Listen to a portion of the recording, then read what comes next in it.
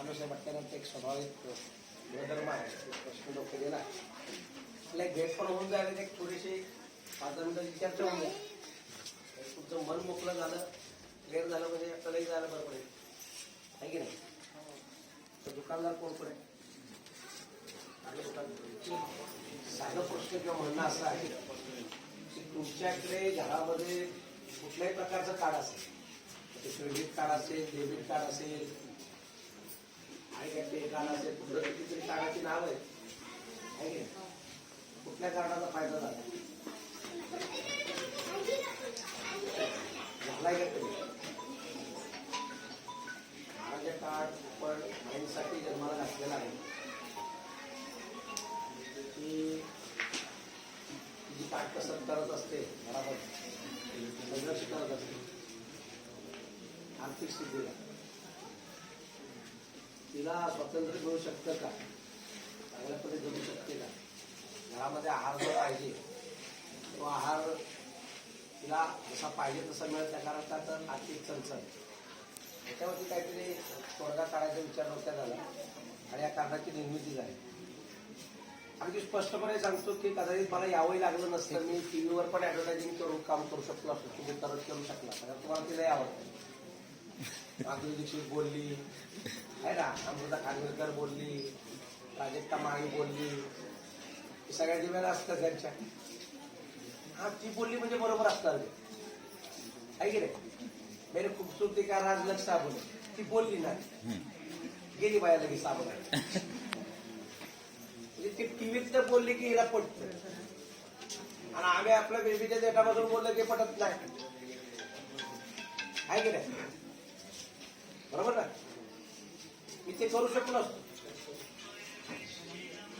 2 पैसे गेले असते, पण मी म्हटलं स्वतःहून तुम्हाला त्याची माहिती देणं, तुम्हाला कळणं गरजेचं. ती तेवढं बोलणार नाही जेवढं मी बोलेन. ती फार फार 30 सेकंद बोलेल, 1 मिनिट बोलेल, ऍडव्हर्टायझिंग 1 मिनिट देत, आहे की नाही? पण म्हटलं आपण जाऊया, संवाद साधूया, एक समीकरण बांधून त्या कार्डाचं नाव आपण महाराष्ट्र काढतो. आता आपण त्यांच्या छत्रछायामध्ये राहतोच आहे, बरोबर की नाही? हे कार्ड तुम्हाला कशा पद्धतीने बाहेर काढेल किंवा ज्या पद्धतीने सुख शांती समृद्धी देईल ते तुम्हाला आता कृतीतून दिसेल. लोक बोलणारे ऍट्रॉसिटी देऊन जातात, आपल्याला बोलता येत नाही. आम्ही बरी कृती केली ना मग तुमच्याकडे आला, काय कळलं? तरी कृती झाली, तुम्ही राशन घेतलंय का? कुठे कुठे घेतलं? हा, किती रुपयाला घेतलं? मस्त काय होते?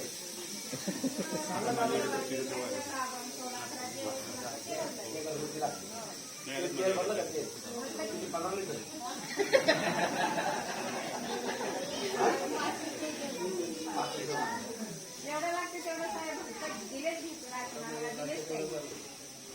3,000ची मुभा दिली आहे एका कार्डावर. घरामध्ये 2 कार्ड आणू शकता, 3 असले तर ठीक आहे, नसले तर घ्या, कारण एका कार्डामागे 3,000ची खरेदी आहे. महाराजा कार्डाला पडते का आणि सीमा का आली ती सांगतो. कारण आता हे आपण लाईफ टाईम पोचायचा विचार करतो. जेव्हा लाईफ टाईम पोचायचा विचार केला जातो ना, तेव्हा त्याला कटाव घेतं निमित्ती केलं की बाबा साधारण उदाहरण, तुमच्या खिशात 100 रुपये, बरोबर? 100 ते 100 रुपये कोणाला दान द्या, 100 ते 100 रुपये मदत करा, आपल्याला आपलं दान द्या, तसंच जर मला वाटलं बाबा पुढं ह्या संस्थेचा करू शकतो, एवढाच त्याला भरपूर झालं सांगतं का? अहो, आपल्या कुटुंबाला सोडून जर अदर 2 कुटुंब जरी त्या माणसाने पोचली तर त्यांना जर हेल्प केलं तरी जीवनाचं सार्थक होतं, हे लक्षात ठेवा. तरी जीवनाला तुमच्या आयुष्याला पुण्याही लागते, हे लक्षात ठेवा. पण आपण कुठल्या तरी वैचारिक पातळीमध्ये असतो, हे पण कधी करत. पुण्याची संधी आहे, माणसाला सगळं जिंकण्याची संधी मिळते, पैसे कमवण्याची संधी मिळते, पुण्याची पण संधी मिळते, परंतु त्या माणसाला ती वैचारिक पातळी नसल्यामुळे कळत नाही की पुण्याची संधी कधी येते. तुम्ही उभं राहिल्यावर आणि तुम्ही धंदा करा, माल भरा, पुढे जड द्या, रोलिंगला जड द्या, की आता आपल्या हातातला जो 3 लाखाचा माल तो समजा इकडे गेला, हे 3 लाख येईपर्यंत अजून तुम्हाला 3 लाख हे पहिले येईपर्यंत काय पण व्याजाने बाजारात 5% आणि काय करायचं एका आठवड्यात बोलिंग केलं मला माहिती या पण वाढणार नाही जो माणूस जशी घेईल तो तसा मोठा काय लक्षात आलं तुम्हाला जर तसं नाही वाटत आहे रिस्क नाही घ्यायची मग आजूबाजूच्या सगळ्या वाण्याला जॉईन भाई माझ्याकडे हे आहे एक काम कर भोडक्यांच्या दुकानात भोडकेसकडे आले का हो हे नाही एवढंच आहे तुम्ही काम कर मला नाही द्या ना असे हे आपोआप डिवाइड झालेले आहेत ना असे पण डिवाइडच आहेत की तेव्हा ते सगळे धंदे चालत ना मग युगो कशाला बाळगायचे संघटित व्हावे संकल्पना चांगली आहे चांगल्यासाठी संघटित व्हा काय कळलं का ह्याच्यात जर तुम्ही झालात तर कधी कुठलं आंदोलन करायला लागणार सांगा मानसिक प्रत्येक दुकानदार जे वेंडर आहे ते आमचा आता महालक्ष्मी जनरल स्टोअर आहे किंवा निर्मला मेडिकल आहे त्यांच्याकडून फक्त रजिस्ट्रेशन मधून सरांनी 1000 रुपये घेतलेला आहे बरोबर ते बोलल्या तुम्हाला 5000चं 25,000चं राशन महिन्याला 3,000ची लिमिट बरोबर बरोबर आहे का आता 5,000 आहे तोपर्यंत तुम्ही म्हणाल बाबा माझ्यात पैशाचं राशन घे हे पण मी बोलते त्याच्यानंतर नाही पण आता काय करूया थोडंसं निगेटिव्ह बोलूया त्यातनं तुमच्या लक्षात येईल काय असतं माहिती का प्रश्न म्हणजे निगेटिव्ह आलं का शंकामध्ये निगेटिव्ह भीतीमध्ये निगेटिव्ह तुम्ही निगेटिव्ह बद्दल पाहिलं बाहेर निघा आम्ही याच्यावरतीच अभ्यास कधी केला नाही निगेटिव्ह प्रश्न विचारला की त्याला वाटतं तो धुरंधर खिलाडी लय मोठा प्रश्न केला आता समोर त्याला उत्तर द्यायला नाही काय कळलं आपल्या समाजामध्ये जी गरिबी जी सर्वसामान्य माणसाचा जो रेशो आहे ना 80%चा तो का झाला माहितीये का आम्ही कधी वैचारिक पातळीवरती ठेवलीच नाही मी तर घेतलं नाही बरोबर आहे मी निघून जरी गेलो तुमच्या मनामध्ये इमान नाहीये का की पोराबाळाला हे मीठ खायला घातलं नाही घोडक्यांचं पैसे दिलं पाहिजे भले तो कंपनीवाला निघून घ्या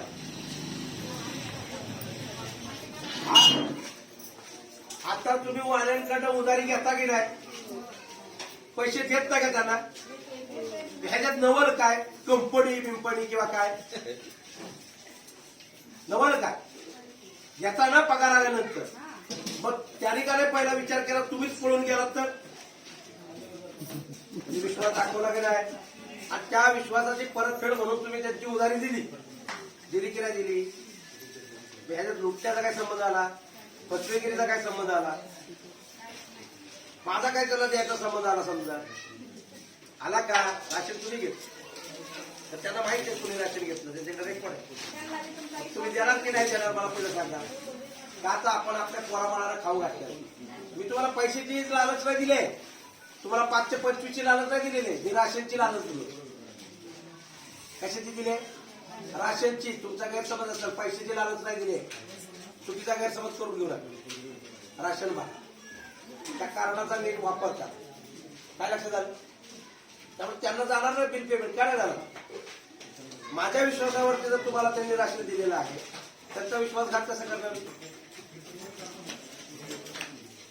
तुमच्या लक्षात येत म्हणजे विश्वास असा भक्कम ठेवा काय होतं बघा निगेटिव्ह मध्ये निगेटिव्ह काय पॉझिटिव्ह आलं हे कधीच लुटले जाऊ शकत नाही दुकानदार का कारण तुम्ही राशन घेऊन गेलेला तुम्ही त्यांची वस्तू घेऊन गेलेला इमानदारीने तुम्ही देऊ शकता ना म्हणजे शेवटी काय झालं सकारात्मक झालं विश्वासाची गोष्ट झाली की नाही काय कळलं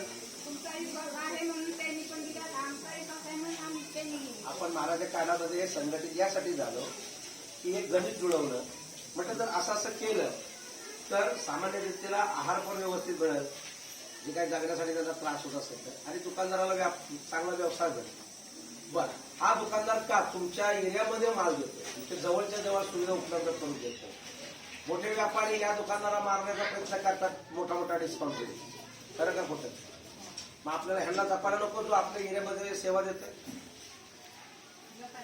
जपायला पाहिजे आपण एकमेकाने अशा पद्धतीनेच विचार केला पाहिजे बरेच त्यांनी 1 रुपया जास्त घेतला परत आपण सेवा देतो म्हटलं तुम्ही म्हणता तो कोणतरी तुम्हाला देतो 5% 10% म्हणून तिथं जाता फुकट जाता रिक्षाला गाडी भाडा जाणार ना तुम्ही ती गणित कधी बघितली का हिशोब करून घरी आल्यानंतर बघितलं का की किती वाचवले पैसे 1000 रुपयाचा बाजार करायला तिकडे गेलात मी म्हणतो 10% डिस्काउंट किती मिळणार मग 100 रुपयासाठी तिकडे जाणार बरोबर आहे की नाही? कसं जाणार हा आणि माघारी परत पैसे किती 200 रुपये काय बघा डिस्काउंट हे मोठं डिस्काउंट आहे. काय बचत झाली केला अभ्यास कधी पण छोट्या व्यापाऱ्यांना मोठी व्यापार जसं शाक मासा कसा खातो लहान माशांना तशी त्यांची जी दुनिया आहे आपल्याला एकजूट नको का व्हायला व्यापाराला चांगलं आहे हे कशासाठी हे तुमच्यासाठी पण पाऊल उचललं बरोबर आहे. लक्षात ठेवा मला काय माझं दुकान खोलायची नाहीये पर्याय मार्ग आहे पण खोलायची नाहीये छोट्या व्यापाराने एकत्रित करा टायप करा फटाफट 1000 रुपयाने काय होणार पहिलं बिल किती आलं 2,41,000 बरोबर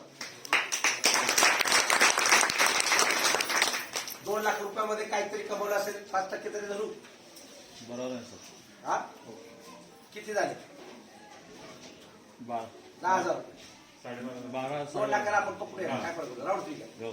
किती 10 10,000 मला किती दिले 1000 दिले होते जे तर एकच आहे आहे. मग आता काय आता ह्याच्या पुढं काय काहीच नाही कोणाचे पैसे कोणाकडे राहिले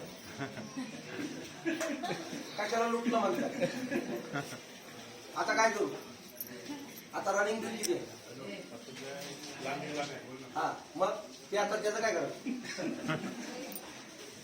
अरे लुटून गेल्याची फ्रॉड करण्याची कुठेतरी परिभाषा नीट ठेवा इथून अभ्यासच करत नाही सगळं काय ह्याच्यावरच चालतं तू म्हणतोच म्हणून मी याला बघितलं म्हणून तुला बघितलं म्हणून जरा अभ्यास करा ना हा आता तुमच्या बाजूचा प्रश्न कर उधारीचा खाते 5,000 रुपयाचा धंदा तुमची उधारी ऐकलं का वर्षाचे किती झाले 60,000 5 वर्ष कुठली तरी माहिती तुमच्याकडनं बाजार घेते असं समजू कसं वर्षानुवर्ष असेल बरोबर आहे. पण कमीत कमी 5 वर्ष तरी पकडूया ठीक आहे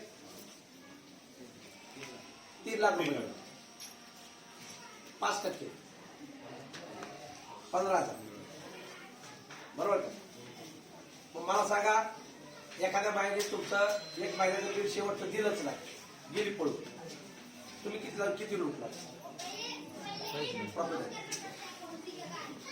कुठं लुटण्याची भाषा आहे कोणी कोणाला लुटण्याचा विषय आहे काही विषयच नाहीयेत उगाचच आपण भरकटून फक्त गोंधळ घालतो त्या माईने शेवटचं बिल दिलं नाही कुठला वाणी लुटला त्या माईवरती 15-20 हजार रुपये त्या वाणीने कमवलेला आहे कमवलं की नाही कमवलं ह्या जगामध्ये रिस्क घेऊन चालायला लागणार जीवनाची घेता येणार प्रत्येक क्षणावरती आपल्याला रिस्क नाही का पैसे काय सगळं मोठं करून बसलोय परमिशन आहे वरती घेऊन जायची मला नाही दिली तुम्हाला दिली का पाठवा कधी सांगा ना तुम्हाला मला पण भेटायला हा तुम्हाला गपचूप मध्ये कुठं जर ठेवून सांगितलं असेल बजेट पिठाचं अडकून ये वरती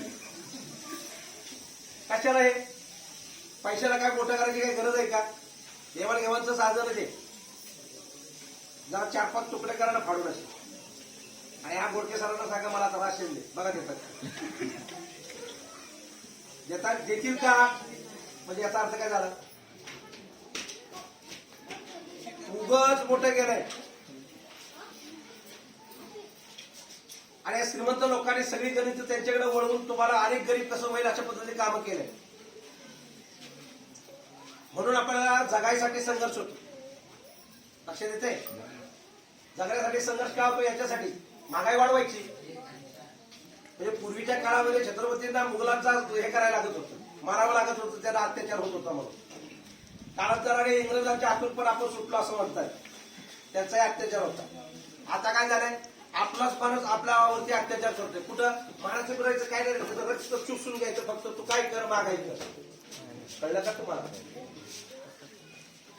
कुठून कुठून कसं मारायचं मारताना दिसलं तर कसं दिसणार ते आपलाच बरोबर आपल्या माणसाला मारतो म्हणून नाही दिसणार मग काय गेम करायचं महागाई वाढत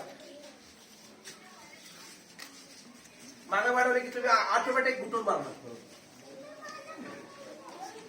त्या माईचं डोकं कसं चालेल बजेट येत नाहीये घरामध्ये जेवढं पाहिजे तेवढं ते बजेट येत नाही हा रोज काय कुबीचीच भाजी खायला घालेल बटाट्याचीच भाजी खायला घालेल कधीतरी तिला वाटत असं ना भेंडीची भाजी खायला घालू हा पनीरची भाजी खायला घालू. महिन्यात एकदा तरी पनीर खातो का आपण?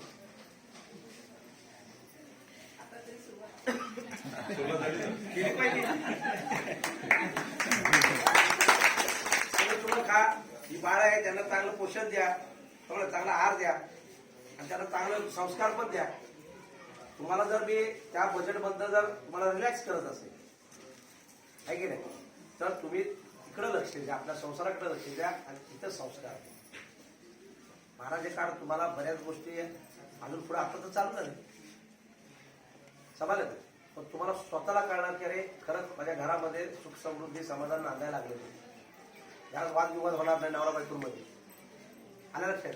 प्रत्येक जण एकमेकांना पोचतो, नवरा बायको एकमेकांना पोचतात. माझं तर नशीब फुटलं, माझं हे झालं, तुमच्यावर लग्न काय झालं, हे झालं ते झालं, तर बरंच काय चालतं. हा आता ते शब्द संपतील काय, पण तरी पण नवऱ्याला सांभाळा. नाही इकडं क्लिअर राहायचं, तो तिकडं जायचं म्हणजे झालं नाही. हा म्हणा काय आता काय सर तर महाराज काळ तर सांभाळतात आमच्या संसारावर, काही टेन्शन नाही. मी झालं येऊन फुटवण्यासारखं करणार तर ते पण करू नका. कामाला ठेवा. तुम्हाला फ्री कशासाठी केलंय की तुम्ही जे काट कसं करून संघर्ष करून संसाराचा गाडा जे चालवत होता ना, त्याच्यातून फ्री केलं. माझी माय सजावी, चांगल्या पद्धतीने जगावी यासाठी तिची निर्मिती केली. का माझ्या घरी पण माई आहे ना, तिला बघूनच म्हटलं हे सगळं चित्र सगळ्यांच्या घरात असत असतं म्हणून त्याची निर्मिती केली. इथे लुटण्याचा संबंध येत नाही. आपण पैशाची लालच कोणाला दिलेली नाहीये. संघटित झालेलो आहे एका चांगल्या संकल्पनेसाठी. काय कळलं? तुम्ही संकल्पना म्हणा, त्या संकल्पनेत सगळ्यांना संघटित करा. संघटित केलेले सगळ्यांचा उद्धार होणार त्याच्यात. त्यामुळे छोट्या व्यापाऱ्याने संघटित व्हा. तो कुठलाही असू द्या, वडापाव विकणारा असू द्या, छोट्यातला छोटा असू द्या, पण व्हा. का त्याची लक्ष्मी आहे ना नेहमी फिरती राहणार, कोणाला अडचण नाही येणार. ही त्या महाराजा काळाची ताकद आहे. बरोबर का? त्याच्यामुळं अविश्वास, शंका, संभ्रम, भ्रम हे जे सगळे शब्द आहेत ना, हे तुम्हाला कधीच सक्सेस होऊन देणार नाही, सुख मिळवून देणार नाही. सुखाला आणावं लागतं. तशी मानसिकता म्हणा. मला लक्षात? चांगलं चुकलं खायला घाला. मटण किती खायला घातलं? किती किलो? मला माहित आहे तुम्ही गावचा मुलगा, त्याच्यामध्ये निश्चित सांगू शकतो की आजच्या 25 वर्षापूर्वी 5 किलो मटण आणायचं. आम्ही घरात 5-6 जण होतो. 5 किलो मटण. माझी आमची त्याच्यात बटाटे घालायचे आणि तो गावचा रस्ता हा भरपूर म्हणजे ते अशी सगळं आहे की नाही. खरं काय? खरं तिच्या घरामध्ये अर्धा किलो 1 किलो मटण पाहिजे, पण ती 5 किलो मध्ये समाधान मावतं आणि आर्थिक चालतं. तर ह्या सगळ्या गोष्टी पण तुम्ही 5-5 किलो घेऊन येऊ नका. मटण वाल्याचं मोठं करू नका. काय कळलं? सगळे दुकानदार आहेत. कधी वडापाव खायला जायचं आहे, कधी चांगल्या हॉटेलमध्ये जायचं, तर आपण हॉटेलमध्ये जात नाही का, तर आपल्याला पैसे नसतात. आणि चुकून गेलो तर पहिला आपण बघतो की बाई याचा रेट किती आहे, बघतो की नाही. बघा हे खरं आहे की काय की नाही. आणि मग तो रेट बघायचा आणि मग कुठेतरी जाऊन तिथं वडापाव खायचा असं होतं की नाही. ते कशासाठी होतं? पैसा. हे तुमचं दुकानं बाजूला काढलंय, चांगल्या हॉटेलमध्ये जा. पेमेंट संबंधी जो सांगितलं ते आणि त्याचा दुसरा तास जो कार्डाचा लोक दुरुपयोग करतात. दुरुपयोग याच्यासाठी एका काळात 5 कार्ड आहेत, 5,000 आहे, 75,000 दुकान एखादं माणसं कार्डाला 5,000 असं काही नाही पण 5 झाले मी 25 झाले. 25 झाले. 75 मग एका दुकानात जातात 75,000चं सामान घेतात. 75,000 5-5 हजाराचं सामान घेतात ते. 5-5 नाही त्याच्यामध्ये 1 मिनिट. सांगायचा उद्देश सांगते. मला जे टेस्ट झालं ते सांगतो. समजा दिवाळीला लिमिट कितीच आहे? 5-5 हजाराचं लिमिट असतं. प्रत्येक एका काय काढायला त्यांच्याकडे 5 कार्ड होती. 75,000 ते आता 25 होती द्यावा. 75 कसे होते? 5 कार्डाचे 25 होते. हा ते येतं. जे दिवाळीला घेणाऱ्या वस्तू जसं गावरान तुमचे 2 किलो, अमूलचे अर्धा किलो, 5 दे, काजू बदामचे 1 किलो, म्हणजे दुकानदाराला बर्डन येते. एखादी फॅमिली चालते 3-3.5 हजारामध्ये 100 माणसं गेली, 3-3.5 लाखाचा बिल बनला तर दुकानदाराला एवढे टेन्शन येणार नाही. जर असा एकदम झाला ना तो माणूस जर बोलतील तर त्या दुकानदाराला लोडिंग करायला एवढा पैसा मिळाला हा त्याचा दुरुपयोग आणि त्याच्यामुळे पण दुकान समजा थोडंसं आमच्यासारखं घाबरतो करत की यार एवढं कसं लिहून ते सर देता ठीक आहे 2-2.5 लाखापर्यंत बिल झाला तर ते देतो असं एका आठवड्याला जर 5-5 लाखाचं बिल झालं रोलिंगला पैसा नाही आणि समोर थांबला तर टेन्शन हे जो प्रश्न आहे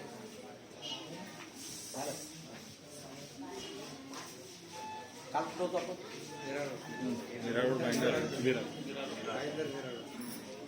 मग तुम्ही मराठी बोलताय म्हटल्यानंतर तुम्ही मराठी सांगा हाच प्रश्न काल मारवाडी विचारला कोणी ऐकून घे आता गपलत काय ते फक्त तुम्हाला गोंधळ डोक्यात जो गोंधळ आहे ना त्याचा की तुम्ही आता म्हणलात की तो दिवाळीचे हिशोबाने साजूक तूप वगैरे सगळं भरभरून घेऊन जातो ही गपलत आहे त्याचा काल प्रश्न असा होता कि आपका वो कस्टमर आया और बासमती राइस 3 गोली लेके गए आज त्यातलाच एक जोडता बरोबर आहे. आता गपलत काय ते सांगतो महाराज कार्ड धारकाला अनुमती आपण आत्ता दिली की दुकानात जाऊन बाजार ठीक आहे आणि योगायोगानं अशी गोष्ट आहे की याच्या अगोदर जे सभासद झालेले आहेत ना, तर घरामध्ये कोणाच्या 5 कार्ड आहेत कोणाच्या 4 आहेत कोणाच्या 6 पण असतील अशा आहेत कारण ते झालेले आहेत आणि प्रति कार्ड आपण हे करतो कुटुंब नाही प्रति कार्ड त्याच्यामुळे त्या व्यक्तीला कदाचित 5,000 असतील तर 5,000 25,000 असेल 3,000 असेल तर समजा 3,515 असेल आता जो कार्ड धारक बनतोय तो आता जो इन्व्हॉल्व होतोय त्याच्या घरामध्ये फक्त एक कार्ड जातो त्याच्याकडे 3,000च फक्त लिमिट आहे त्यामुळे तो निवांतपणे येऊन जेवढं पाहिजे तेवढं घेऊ शकतो कारण का त्याच्याकडे कार्डच एक असल्यामुळे त्याच्यात त्याला पैसे उरवावे लागतात की त्याला मेडिकलमध्ये जायचं आहे किंवा काय बॅलन्स करावे लागतं म्हणून तुमच्याकडे त्याचं हे येणार नाही प्रेशर येणार म्हणजे पण कुटुंब एक काढलं की नाही प्रति पर्सन आता त्याचा गोंधळ तुम्हाला सांगतो ना म्हणून मी आता जो कस्टमर जो नवीन आपल्याकडे येतो ना तो ट्रायल बेसवर येतो तो एकच कार्ड घेतो जरी तो कुटुंबात असला नाही कुणीतरी घेतो 2-4 पण कुणीतरी एकच घेतो आता याची तफावत तुम्हाला मी क्लिअर करतो की ज्याच्याकडे एकच कार्ड आहे तो असं राशन भरणार नाही जे तुम्ही बोलताय पण ज्याच्याकडे समजा 5 कार्ड आहेत तर 5,25,000 त्याला लिमिट दिलेली तर तो दिवाळीसारखंच भरणार आता गफलत काय झाली तुमच्या समोरचाच कस्टमर आहे जो ह्याच्यापूर्वी कदाचित चाचपून राशन भरायचा याला अचानक लॉटरी कुठं लागली जी एकदम तूप दे 2 किलो हे तो म्हणणार कारण आता त्याचे दिवस आले पहिले लक्ष आता त्याचे दिवस आले आता गफलत तीच झाली की आम्ही त्याला तेच समजलं ना कारण ह्याच्या अगोदर तो आपल्याकडनं 500-1000 रुपये पैसे देऊन घ्यायचा किंवा उधारी माल भरायचा आज महाराजा काळात धारकामुळे तुमची उधारीची खाती बनवतात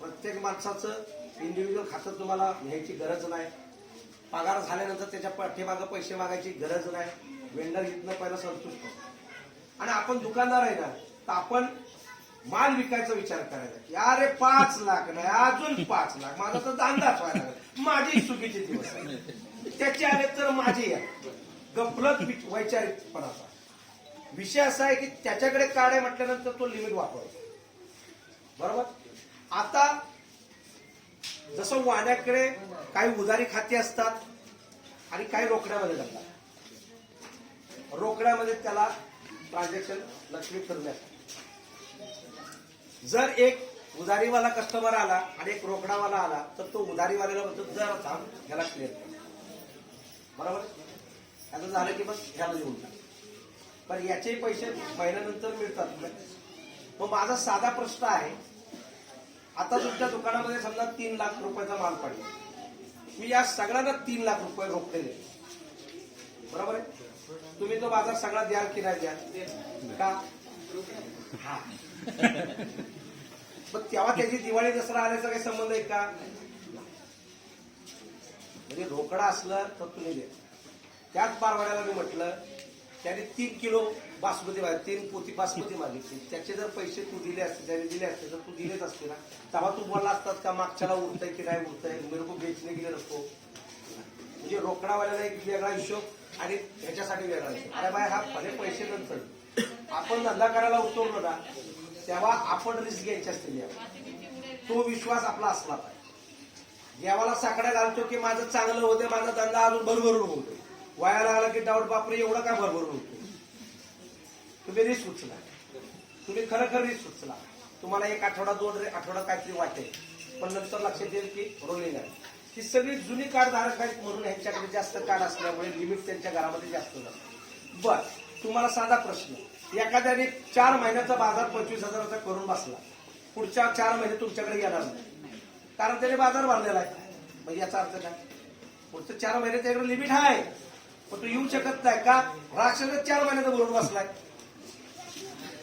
मग तुम्ही तेव्हा काय, अरे मग तू आजकाल येत नाही, काय एवढा 4 महिन्याचं भरून बसलोय आणि भारताला तर नाही नाही म्हणलास, आणि आता नाही येत तर विचारतो का नाही येत आहे. गोंधळ काय कळला? एक वाक्य सगळ्यांनी लक्षात ठेवायचं आणि 100% मरेपर्यंत कुठली पिढी येते हे लक्षात ठेवायचं. जर तुमच्याकडे इन्कम सोर्स नसेल कोणत्याही प्रकारचा, काय कळलं? माध्यम, आपण पगार काम करणार जातो ते माध्यम, बरोबर नसेल तर बाजूवाल्याकडनं पण 1 रुपया उसरा घेऊन ते लय मोठं कर्ज आहे. 1 रुपया बोललो लय मोठं कर्ज का? तुम्ही कमवतेच नाही, ह्याला 1 रुपया देणार कसा? काय कळलं? पण तुमच्याकडे इन्कम सोर्स असेल तर तुम्ही ह्या जगाचा पाहिजे तेवढं कर्ज घ्या. ती रिस्क नाही का? कारण तुमच्याकडे तो इन्कम सोर्स आला ना. अच्छा, तुमच्याकडे काय गफलत झाली? समजा घोडक्यांचं दुकान समोर आहे, पण ते आपले महाराष्ट्र कार्ड धारकामध्ये नाहीये आणि त्या एरियामध्ये तुम्ही एकटं गावला, कारण कार्ड तुमच्याकडेच चालतंय. हे सगळा एरिया तुमच्याकडे येणारा बोकाडी बसला. म्हणून मगाशी मी म्हटलं या एरियामध्ये जेवढे माने असतील, तुम्ही जर तुम्हाला एवढं नाही करायचं तर तुम्ही सगळ्या मान्यांना पहिले टायअप करा. त्याने काय होईल, त्या माईला त्या वाण्याकडे नाही भेटलं तर ती त्या दुसऱ्या वाण्याकडे तरी जाईल आणि डिवाइड होईल कस्टमर, आणि मग तुम्हालाही त्रास होणार नाही आणि मला माल घेणार नाही, मग त्यांना दिवाळी दसरा म्हणून द्या. मग गफलत काय झाली, त्या एरियामध्ये त्या एरियाला 10 वाणी सांभाळत होते आणि महाराजा कार्डाचा वाणी फक्त एकच आहे. काय कळलं? त्यामुळे तुम्ही स्वतःच व्यापाऱ्यांनी काय केलं पाहिजे, माझा तर होतोय होऊ द्या, पण मी दुसऱ्याला पसार हे बाई तू पण टाक.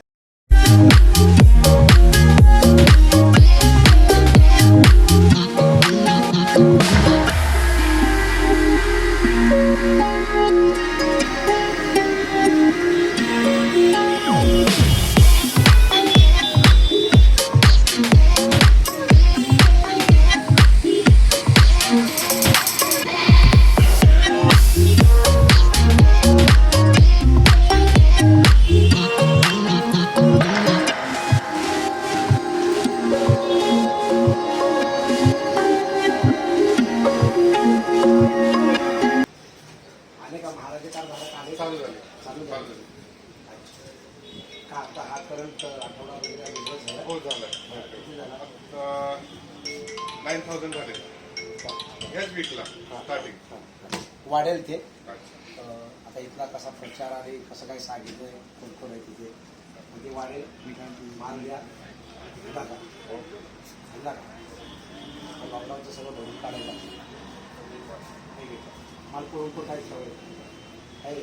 कंपनीवरती माल खाली करते, दुसरे माल येत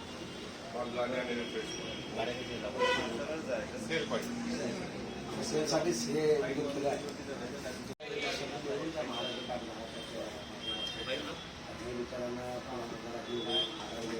नाही बरंच करण्याचं कसं होतं माहिती आहे का, तुम्हाला व्यवसाय मिळाला, मला आधार मिळाला, म्हणजे दोघांचं काम जुळून आलं, तुमच्या दोघांची कामं झाली, मग आम्हाला सुख मिळणार. आहे बेसरला 4 कोपऱ्यात सगळं लहानपणापासून सगळं ते नेटच आहे. पण आता ती गतीने वाढवा, काय होतं आपण वेळ घेत बसतो.